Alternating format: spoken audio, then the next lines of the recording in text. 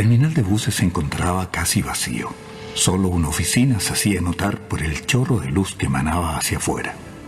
El jefe de turno, Manuel Fuentes, esperaba la última máquina que por horario debía llegar a la 1:30 de la madrugada.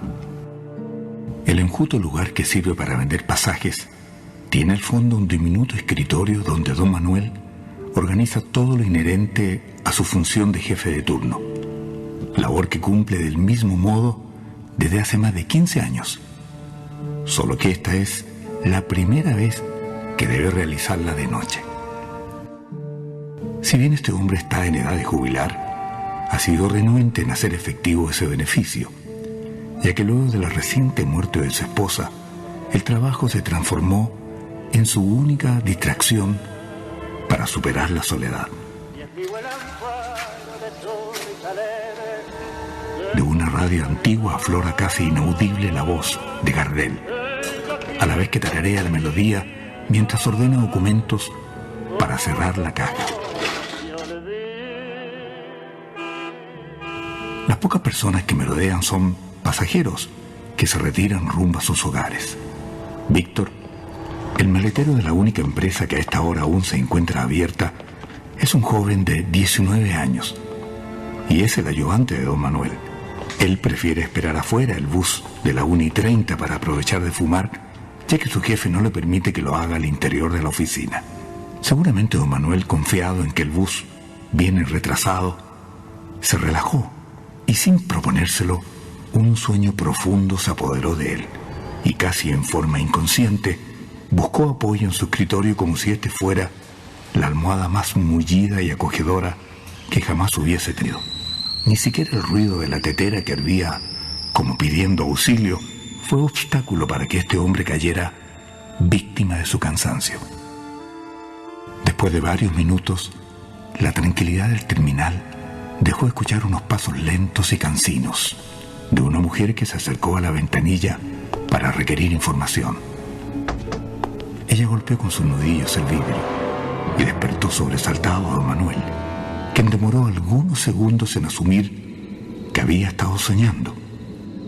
Se restregó la cara con ambas manos, como lavándosela en seco, y se acercó a la ventanilla para atender a esta mujer de rostro afable y mirada serena, que requería información sobre el bus de la 1:30, donde, según dijo, venía su hija.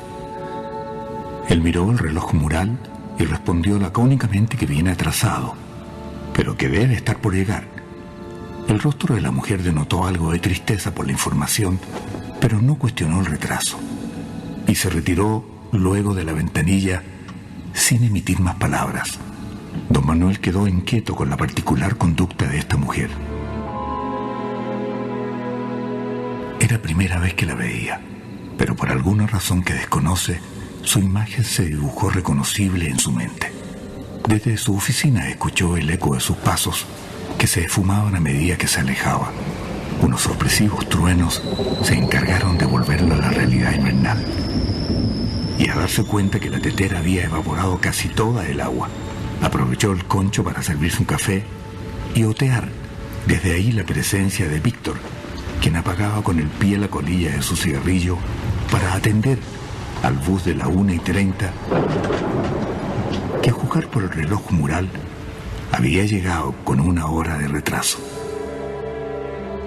De inmediato tuvo la ocurrencia de buscar a la mujer que esperaba a su hija, pero luego se arrepintió, cayendo en cuenta que ella perfectamente también debía haberlo visto. Desde su escritorio, Manuel no le sacó la vista a este joven, que luego de abrir las gavetas de equipajes y al parecer y no encontrar nada allí, se quedó mirando hacia el interior del bus para luego acudir raudamente hasta su oficina. Don Manuel no pudo dejar de hacer acento en la palidez de su rostro. Lo vio tiritar de frío y ahí se enteró que la máquina efectivamente no traía pasajeros, ni tampoco equipajes, de modo que sin más aceptó su petición de retirarse a su casa. Acto seguido, don Manuel se dirigió al andén número 6, a objeto de enterarse in situ de los imponderables que tuvo dicho recorrido para llegar tarde. Mientras caminaba los 30 metros que lo separaban de esa máquina, se percató que empezaba a llover.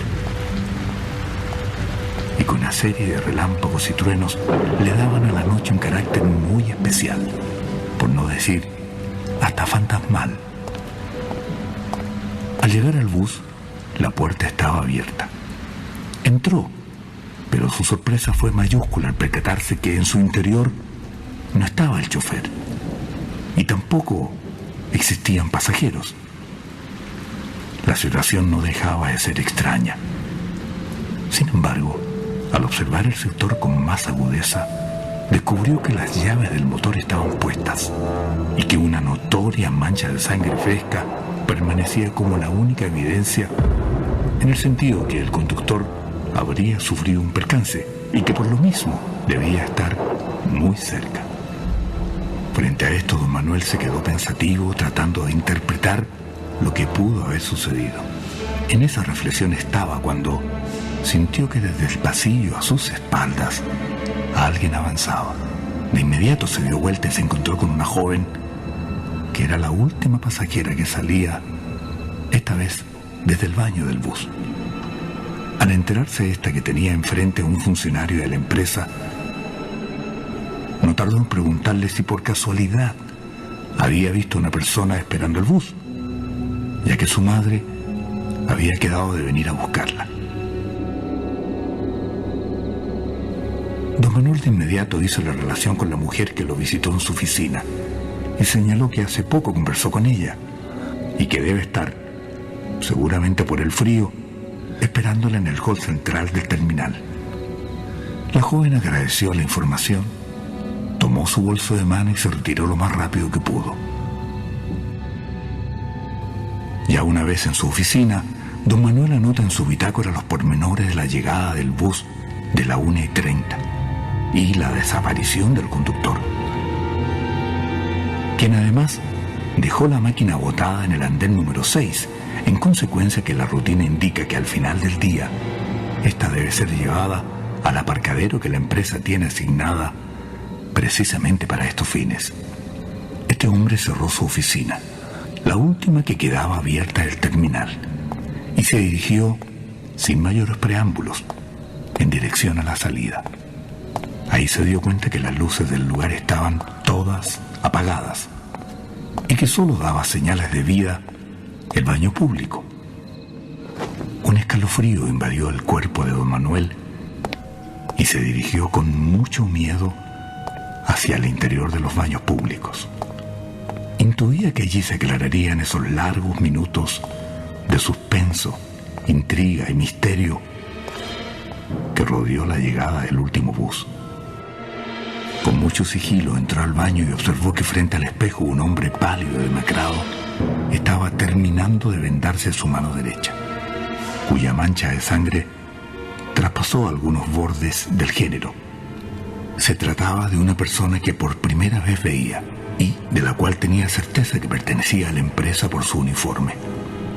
El conductor daba la sensación de haber sufrido una experiencia muy fuerte, ya que se movía con particular lentitud, como si estuviera en cámara lenta.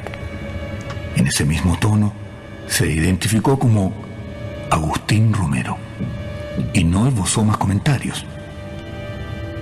Don Manuel entendió que se encontraba un poco choqueado y que lo mejor sería citarlo al día siguiente a una reunión con el gerente para mostrar su informe completo, con las vicisitudes que acompañaron su viaje desde Temuco a Santiago. Agustín solo le dirigió una mirada a través del espejo y antes que don Manuel saliera del lugar, le mencionó en tono lastimero: yo no tuve la culpa.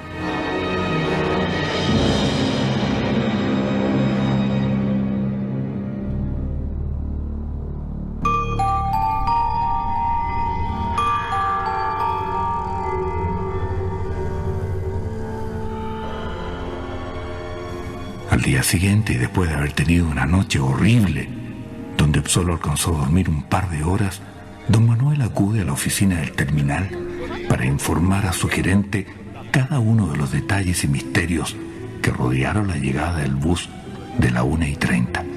Frente a él, recordó uno a uno los episodios, como así también su inusual llegada al terminal prácticamente sin pasajeros. El gerente escuchó a don Manuel sin interrumpir su relato, pero toda vez que concluyó, hizo unos alcances que cuestionaron la versión del jefe de turno. Le recordó, por ejemplo, que desde hace varios años que la empresa no tiene considerado ese tramo y que por tanto no existe un bus de la 1:30. De manera que ignora lo que él está hablando.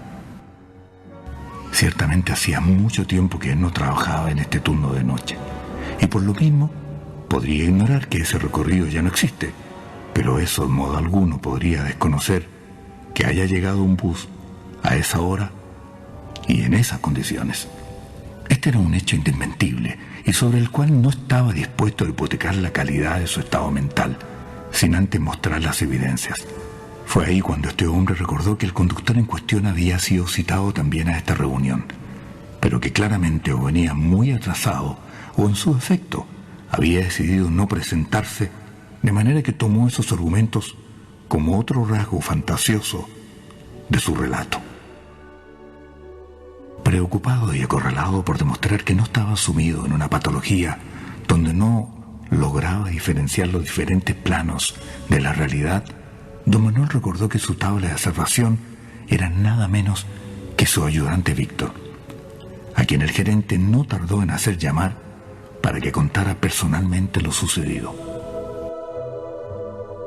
Al entrar a la oficina se sorprendió ver allí a don Manuel, pero de igual modo lo saludó con particular respeto. Segundos más tarde, enterado de la razón que lo convocó a esta reunión, tanto el gerente como su jefe directo, don Manuel, estaban atentos a escuchar su particular versión de los hechos. El joven se notaba un poco apremiado, presionado y hasta nervioso. Nunca antes había tenido enfrente a la autoridad máxima de la empresa de buses, de modo que era comprensible su actitud. Lamentó haber sido llamado para aclarar estos hechos que no le competen. Agregó que desconoce cabalmente lo narrado por don Manuel. Según él, el mencionado bus de la 1:30 jamás existió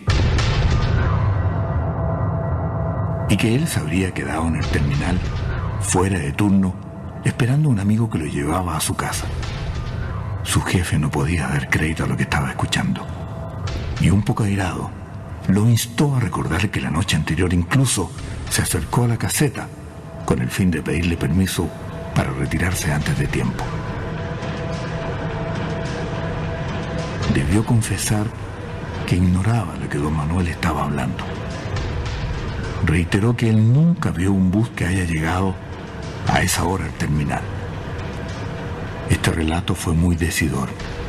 El gerente, luego de aquello, lo hizo retornar de nuevo a sus labores como maletero y se quedó a solas con don Manuel, que no salía de su espanto al entender que todo aquello no podía ser posible. Mientras este hombre divagaba en sus pensamientos sin encontrar salida, el gerente, como para cerrar el capítulo y no dejar cabos sueltos, le preguntó de nuevo por el nombre del supuesto conductor del bus, que por cierto no llegó a la reunión. El gerente introdujo los datos de Agustín Romero al computador que tenía enfrente y luego volcó la pantalla hacia don Manuel para que éste viera in situ lo que había descubierto. En ella aparecía una foto del personaje en cuestión. Ante eso, don Manuel recobró energías y tuvo un nuevo aliento para aclarar que efectivamente ese era el conductor al cual se refería. El gerente, que había hecho de este gesto computacional una verdadera puesta en escena, continuó socarronamente para decirle a su interlocutor que era imposible que se haya comunicado con dicho chofer, ya que según los registros, Agustín Romero había muerto hace 6 años. Don Manuel sintió que su corazón se aceleraba y enmudeció ante el monitor. No tenía dudas. Ese era el mismo tipo con el cual él dialogó en el baño. Su cabeza parecía que iba a estallar.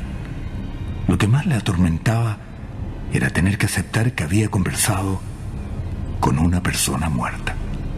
Y de ser así, lo más prudente era por lo pronto callar y asumir la responsabilidad de este hecho paranormal que rebasaba todos los límites de su experiencia personal.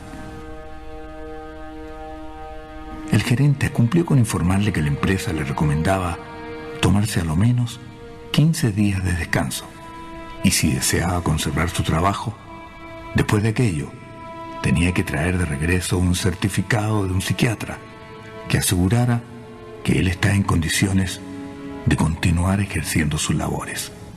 Don Manuel, consciente que todo indicaba que algo extraño le estaba sucediendo, aceptó la insinuación de visitar a un profesional que pudiera orientarlo y solucionar su problema. Después de largas charlas como paciente de un psiquiatra, su diagnóstico determinó que efectivamente tras la muerte de su esposa había caído en una profunda depresión y que la necesidad de salir adelante con su trabajo camufló y postergó los síntomas, pero estos con el correr de los días afloraron haciendo crisis. En consecuencia, y a juzgar por la seriedad con que fue analizado, no hubo dos opiniones en relación a que estaba confundiendo los planos de la realidad. Sin duda los sueños y las pesadillas asomaban con tanta potencia en su mente que, según el psiquiatra, don Manuel no lograba diferenciar sus pensamientos oníricos de la realidad. Todo lo sucedido le afectó tanto que, como una manera de compartir aunque fuera mentalmente su drama, lo llevó a visitar más a menudo la tumba de su esposa. Ahí sentía paz y lograba reflexionar profundamente.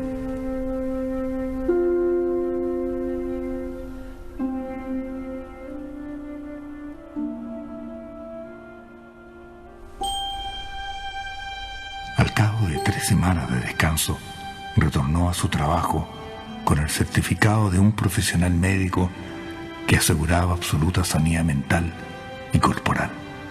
Cuando todo indicaba que a partir de ese momento don Manuel comenzaría una nueva vida, sucedió un hecho que volvió a poner en duda lo que en principio se atribuyó como consecuencia directa de haber sido víctima de un estrés agudo.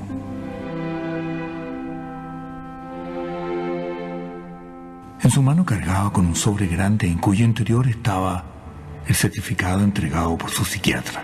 Al aproximarse al terminal, el flujo de gente crece considerablemente. Y eso fue lo que provocó un encontrón fortuito con otro peatón, producto del cual soltó el sobre de sus manos. Este caprichosamente había caído muy cerca de una gruta callejera más conocida popularmente como una animita. El lugar tenía varias velas encendidas, y si no es por su destreza, obviamente este podría haberse quemado. Como una suerte de agradecimiento, don Manuel ahí focalizó su atención en la fotografía que había en su interior. Lo que vio allí lo hizo tambalear y apenas pudo sostenerse en pie del impacto, ya que reconoció en esa imagen a la mujer que lo habría despertado esa noche para consultarle por la llegada del bus de la 1:30.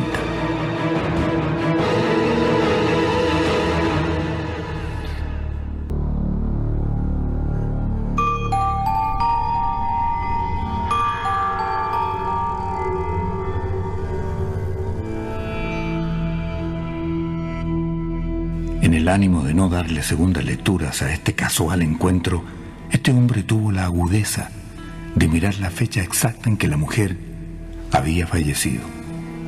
El escrito de letras blancas sobre fondo negro constataba que su deceso se había producido el mismo día en que esa mujer lo visitó en su caseta del terminal. Esto puso muy nervioso a don Manuel, quien, para no afectar su ritmo cardíaco, optó por sentarse a descansar y a tomar aire en una banqueta que encontró a muy pocos pasos de esa animita. Las coincidencias permitieron que Víctor, el maletero, acompañara a una pasajera en busca de taxi justo enfrente de él. Luego de recibir la propina por su cometido, este joven reconoció en ese hombre cabizbajo y con claras evidencias de estar sollozando a don Manuel. Sinceramente, Víctor se emocionó al verlo tan desvalido y triste, y se quedó con él hasta que recuperó su calma. Aquí se enteró que el motivo de su tormento infinito era haberse enterado de la muerte de esa mujer cuyo rostro jamás olvidó.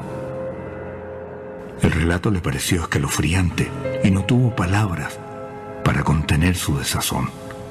La conversación entre ambos fue sincera y afectuosa y duró algunos minutos.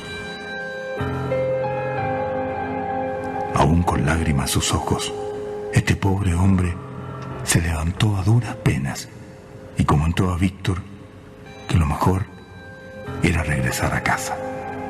Víctor, conmovido y comprometido con las penas que vivía su ex jefe, dejó todo de lado para acompañarlo.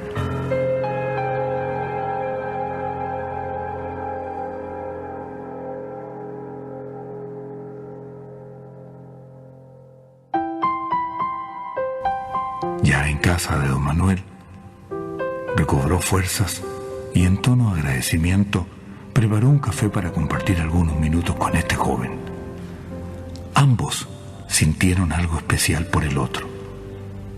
Don Manuel vio en Víctor al hijo que nunca tuvo, y él al padre que le hubiese gustado tener, ya que el suyo abandonó a su madre antes que él naciera. Previo a regresar a casa, Víctor siente que debe sincerarse y comentarle algo que tiene guardado desde hace algún tiempo y que ha impedido que su sueño haya sido más reparador y en paz. El joven le pide por favor que lo perdone. Don Manuel, que lo escucha con mucha atención, no entiende la razón de aquel comentario.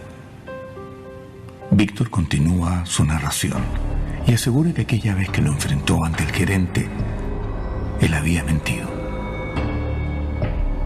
Don Manuel pareció despertar de su letargo con la crudeza del relato. El muchacho agregó con tono lastimero que temió que no le creyeran y ante la necesidad de tener que demostrar que había tenido contacto con muertos, prefirió callar y evitar de ese modo cualquier crítica y burla a su persona. Eso fue lo que sucedió con usted, don Manuel, agregó. Todos pensaron que se había vuelto loco e incluso cuestionaron su trabajo. Por eso yo negué su testimonio, señaló. Pero créanme, que después que supe que lo estaban mandando a ver un psiquiatra y que en cierto modo lo estaban despidiendo, me arrepentí. Le juró que quería verlo para pedirle perdón, pero que como desconocía su domicilio, no pudo hacer mucho para evitar el daño que le había causado.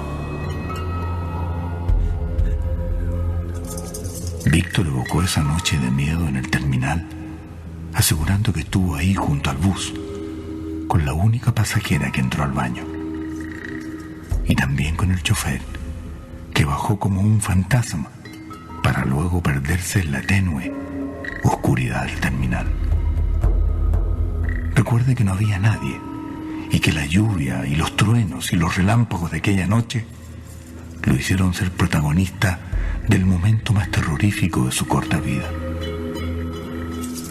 Ambos sintieron que posterior a este relato, una corriente fría recorría su cuerpo de la cabeza a los pies.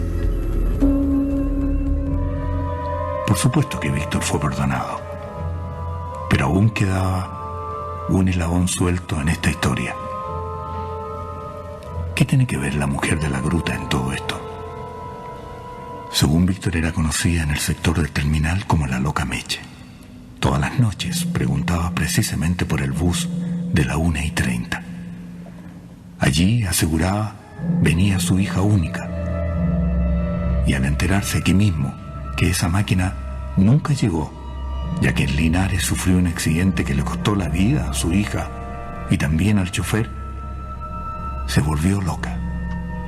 Y desde que aquello ocurrió, nunca dejó de venir a esperarla a la misma hora.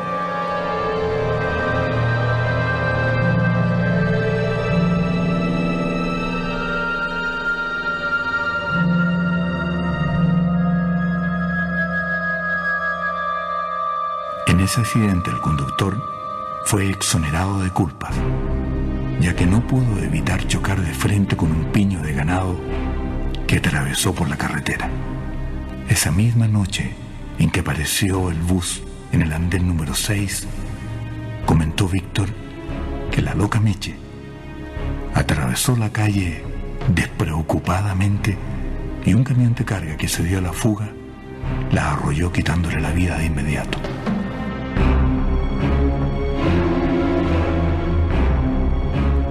Víctor le confidenció a don Manuel que no debe preocuparse por haberla visto en esas condiciones, ya que desde aquel día en que dejó de existir, muchos dicen haberla visto deambular por el terminal a la misma hora.